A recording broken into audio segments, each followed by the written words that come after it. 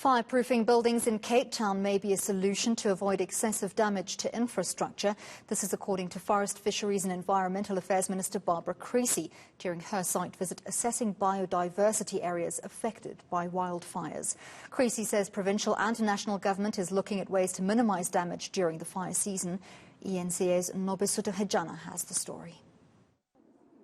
Over 700 hectares of the South African National Park near Table Mountain were lost during Cape Town's wildfires. The Rhodes Memorial Restaurant, the historic Mostert Mill and UCT's Jagger Library were also gutted.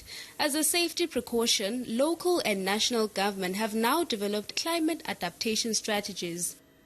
One of the purposes of this strategy is to allow us to understand the impact that climate change is going to have on a whole lot of areas in our society, one of which is the built environment.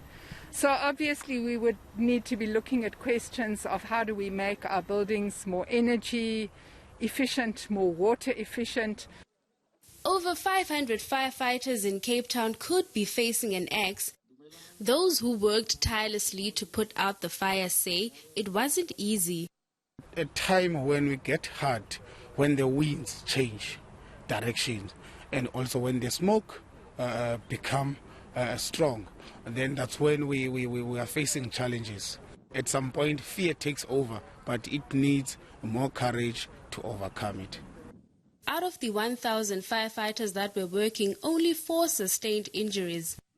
We've reduced the number of firefighters now on the line. We just flew it. The lines actually look very, very good. We still have in between, within the burnt area, there's still some smouldering logs and smouldering stumps, and that's still going to happen for the next couple of days. Minister Creecy says her department has received an application for the environmental assessment of the car power ship project, which will see ships supplying power to ease pressure on Eskom. Nobesuthu Hejana, Cape Town.